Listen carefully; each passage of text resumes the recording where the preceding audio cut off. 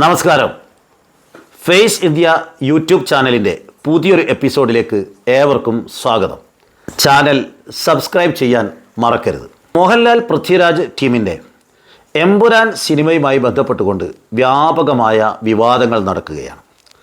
ആ സിനിമ അടുത്ത കാലത്ത് ഇറങ്ങിയിരിക്കുന്ന മികച്ച സാങ്കേതിക തികവുള്ള ഒരു സിനിമയാണ് എന്ന് പറയാതിരിക്കാൻ നിർവാഹമില്ല.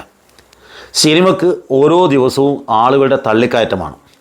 ചില സംഘപരിവാർ അനുകൂല ഓൺലൈൻ മാധ്യമങ്ങളൊക്കെ തന്നെ സിനിമ കാളു കുറയുന്നു എന്ന് പറയുമ്പോഴും അടുത്ത ഒരാഴ്ചത്തേക്ക് ഏതാണ്ട് എല്ലാ തിയേറ്ററുകളും ഫുള്ളാണ്. പെരുന്നാളിനോടനുബന്ധിച്ച് റംസാൻ വ്രതം കഴിഞ്ഞാൽ ഏതാണ്ട് മലബാറിലെ തിയേറ്ററുകളിൽ ടിക്കറ്റ് കിട്ടാനില്ലാത്ത അവസ്ഥയാണ്. അതുകൊണ്ട് ടിക്കറ്റിൽ ആളുകൾ കുറയുന്നു എന്നുള്ള സംഘപരിവാറിൻ്റെ പ്രചരണമൊക്കെ തന്നെ മുഖവിലക്കെടുക്കേണ്ട കാര്യമില്ല. സിനിമയ്ക്ക് ആളുകൾ തള്ളിക്കയറുകയാണ്. ഇന്നും കോഴിക്കോട് നഗരത്തിലെ എല്ലാ തിയേറ്ററുകളിലും ഫുൾ ആയിട്ട് ഹൗസ്ഫുൾ ആയിട്ട് ഷോ നടക്കുന്നു. ആളുകൾ തള്ളിക്കയറുന്നു. നല്ല സിനിമയായിട്ട് മുന്നോട്ട് പോകുന്നു. പക്ഷേ സിനിമയെ സംബന്ധിച്ചിടത്തോളം അതിൽ ഒന്ന് രണ്ട് പ്രയോഗങ്ങൾ സംഘപരിവാറിനെ വിറളി പിടിപ്പിച്ചിരിക്കുകയാണ്. ഒന്ന്, ഗോദ്രയിലെ കലാപത്തെ ഇത് ഓർമ്മിപ്പിക്കുന്നു, അല്ലെങ്കിൽ ഗുജറാത്ത് കലാപത്തെ ഓർമ്മിപ്പിക്കുന്നു. ബാബു ബജ്രംഗി എന്ന വാക്ക് കേൾക്കുമ്പോഴത്തേക്കും സംഘപരിവാറിന് ഇളകിയാട്ടമാണ്, അവർക്ക് ഭയപ്പാടാണ്. എന്താ കാര്യം? ഗോദ്ര കലാപത്തിൽ ഇപ്പോഴും വ്യക്തമായിട്ട് എങ്ങനെയാണ് ആ ട്രെയിൻ സബർമതി എക്സ്പ്രസ്സിന് ഗോദ്ര റെയിൽവേ സ്റ്റേഷനിൽ 2002 ഫെബ്രുവരി 27 രാവിലെ എങ്ങനെയാണ് ട്രെയിനിന് തീപിടിച്ചത് എന്നതിന് വളരെ വ്യക്തമായൊരു ഉത്തരം ഇപ്പോഴും കൊടുക്കാൻ സാധിച്ചിട്ടില്ല. അതുകൊണ്ടാണ് 11ഓളം വരുന്ന വധശിക്ഷയ്ക്ക് വിധിക്കപ്പെട്ട ആളുകളുടെ ആ ശിക്ഷകളൊക്കെ തന്നെ ഹൈക്കോടതി ജീവപര്യന്തമായിട്ട് മാറ്റിയതൊക്കെ തന്നെ ഇതിലൊരു വ്യക്തമായ തെളിവില്ലാത്തത് കൊണ്ടാണ്. ഫോറൻസിക് സയൻസിൻ്റെ റിപ്പോർട്ട് അവർ വളരെ വിശദമായ റിപ്പോർട്ട് നടത്തിയപ്പോൾ അവർ തന്നെ പറയുന്നു, പുറത്തുനിന്ന് അവർ പരീക്ഷണം നടത്തി. പുറത്തുനിന്ന് ഒരു ബക്കറ്റ് വെള്ളം ഒരു ട്രെയിനിലേക്ക് ഒഴിക്കുന്ന സമയത്ത് 10% മുതൽ 15% മാത്രമേ ഉള്ളിലെത്തുന്നുള്ളൂ, ബാക്കി പുറത്താണ്.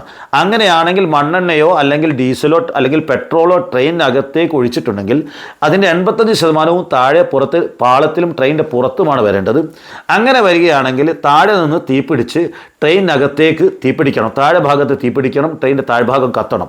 ആ ഭാഗം ഒന്നും കത്താതെ ഉള്ളിൽ മാത്രം തീപിടിച്ചത് ദുരൂഹമാണെന്ന് ഒരു ഭാഗത്തുണ്ട്.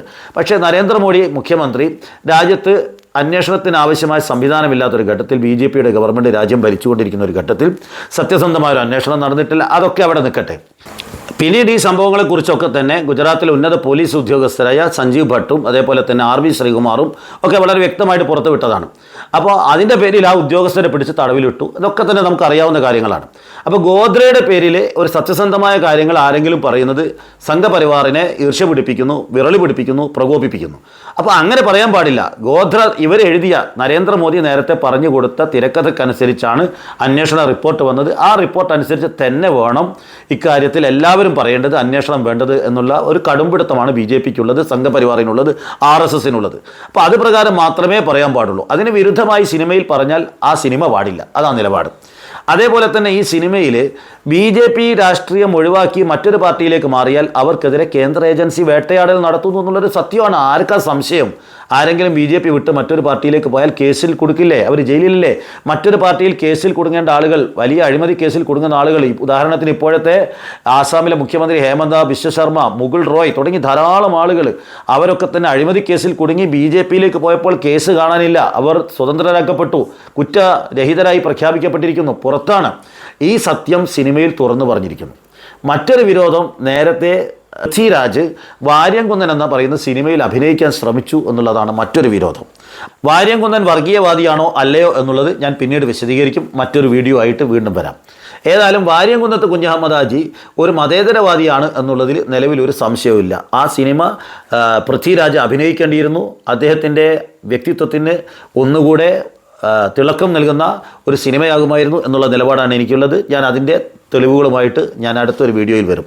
അപ്പോൾ സംഘപരിവാറിൻ്റെ ഇഷ്ടത്തിനനുസരിച്ച് സിനിമ വരണം, അവർക്ക് താല്പര്യമില്ലാത്തത് സിനിമയിൽ വരാൻ പാടില്ല, അങ്ങനത്തെ സിനിമ നിരോധിക്കണം.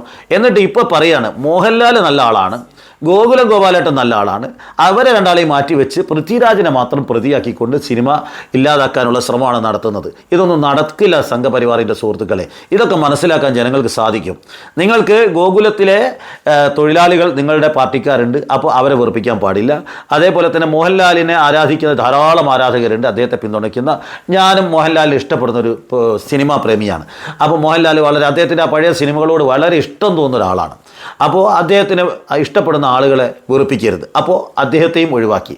എന്നിട്ട് പൃഥ്വിരാജ് ഈ വാര്യംകുന്നൻ സിനിമയിൽ അഭിനയിക്കാൻ ശ്രമിച്ചു എന്ന ഒരൊറ്റ കാരണത്തിന് അദ്ദേഹത്തെ വർഗീയവാദിയായി ചിത്രീകരിക്കുന്നു. ഇതൊന്നും നടക്കാൻ പോകുന്നില്ല. ഈ എമ്പുരാൻ സിനിമ ഹൗസ്ഫുള്ളായിട്ട് മുന്നോട്ട് പോവുകയാണ്. എല്ലാ ദിവസവും നിറച്ച ആളുകളാണ്. ഇന്നും എല്ലാ തിയേറ്ററുകളും ഫുള്ളാണ്. പെരുന്നാൾ കഴിഞ്ഞാൽ പിന്നെ തിയേറ്ററുകളിലെല്ലാം ടിക്കറ്റ് കിട്ടാനില്ല. ഞാൻ നോക്കുമ്പോൾ എല്ലാം ഏകദേശം ആളുകളുടെ തിക്കിത്തിരക്കാണ്. അതുകൊണ്ട് ഇനിയിപ്പോൾ തിങ്കളാഴ്ച കത്തി വെക്കുമെന്ന് കേട്ടാൽ കുറച്ചുകൂടെ തിരക്ക് കൂടും. അപ്പോൾ ഏതായാലും എനിക്ക് ഗവൺമെൻറ്റിനോട് അഭ്യർത്ഥിക്കാനുള്ള ഈ സംഘപരിവാറിൻ്റെ RSSൻ്റെയും ആളുകളൊക്കെ തന്നെ ഈ ബഹളം ഉണ്ടാക്കുന്നത് കണ്ടുകൊണ്ട് സിനിമയെ നശിപ്പിക്കരുത്. അതിന് 17 സ്ഥലത്ത് കത്തി വെച്ചുകൊണ്ട് അതിൻ്റെ ആത്മാവ് ഇല്ലാതാക്കരുതെന്നാണ് എനിക്ക് അഭ്യർത്ഥിക്കാനുള്ളത്. നല്ല സാങ്കേതിക തികവുള്ള സിനിമയാണ്, മനോഹരമായ ചിത്രമാണ്, കണ്ടിരിക്കാൻ കൊള്ളാവുന്ന സിനിമയാണ്. എല്ലാവരും അത് കാണണം. അത് നമ്മുടെ മതേതര സങ്കല്പങ്ങൾ ഉയർത്തിപ്പിടിക്കുന്ന ഈ തെറ്റുകളെ ഒരു സിനിമയിലൂടെയെങ്കിലും ചൂണ്ടിക്കാണിക്കാൻ ഇതിൻ്റെ പ്രവർത്തകർക്കെങ്കിലും സാധിച്ചല്ലോ എന്ന് ഞാൻ സന്തോഷിക്കുന്നു. സിനിമയുടെ സംവിധായകൻ പൃഥ്വിരാജ്, ഇതിലെ മോഹൻലാലും പൃഥ്വിരാജും അടക്കമുള്ള മുഴുവൻ അഭിനേതാക്കളും, അതേപോലെ തന്നെ മഞ്ജു വാര്യർ അടക്കമുള്ള മുഴുവൻ അഭിനേതാക്കളും, ഇതിൻ്റെ പിന്നണി പ്രവർത്തകർ, നിർമ്മാതാക്കൾ, ഗോകുലം ഗോപാലേട്ടനും അതേപോലെ തന്നെ ആൻ്റണി പെരുമ്പാവൂരടക്കമുള്ള നിർമ്മാതാക്കൾ എല്ലാവരെയും മുക്തകണ്ഠം പ്രശംസിക്കുന്നു, എല്ലാ പിന്തുണയും അറിയിക്കുന്നു. മറ്റൊരു ഭീഷണി മോഹൻലാലിന് ടെറിട്ടോറിയൽ ആർമിയിൽ കൊടുത്തിരിക്കുന്ന കേണൽ പദവി പിൻവലിക്കുമെന്നാണ്. അങ്ങനെ തുമ്മിയാൽ തെറിക്കുന്ന കേണൽ പദവിയാണെങ്കിൽ സംഘപരിവാറെ അതങ്ങ് എടുത്തുകൊണ്ട് പോകണം.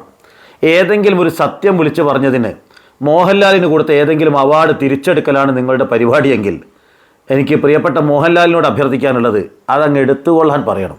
സത്യം വിളിച്ചു പറഞ്ഞതിനോ ഒരു സിനിമയിൽ സത്യസന്ധമായി അഭിനയിച്ചതിനോ ഒരാൾക്ക് കൊടുത്തിരിക്കുന്ന ഏതെങ്കിലും ഒരു അവാർഡ് തിരിച്ചെടുക്കലാണ് നിങ്ങളുടെ പരിപാടിയെങ്കിൽ അതങ്ങ് എടുത്തേക്കണമെന്നാണ് എനിക്ക് വിനീതമായിട്ട് അഭ്യർത്ഥിക്കാനുള്ളത്. ആളുകളെ ഭയപ്പെടുത്തി നിർത്തരുത്. മോഹൻലാലിനെ പോലെ ലോകം അംഗീകരിക്കുന്ന ഒരു നടനെ വ്യക്തിപരമായി തേജോവധം ചെയ്യുന്ന, നമ്മുടെ പൃഥ്വിരാജിനെ വ്യക്തിപരമായി തേജോവധം ചെയ്യുന്ന ഈ നീക്കങ്ങൾക്കെതിരെ മുഴുവൻ മലയാളികളും രംഗത്ത് വരണം. സിനിമയുടെ എല്ലാ നടന്മാരെയും സംവിധായകരെയും നിർമ്മാതാക്കളെയും പിന്നണി പ്രവർത്തകരെയും മുക്തകണ്ഠം അഭിനന്ദിക്കുന്നു. നിങ്ങളുടെ ധൈര്യത്തെ ഞാൻ പ്രശംസിക്കുന്നു. നന്ദി, നമസ്കാരം.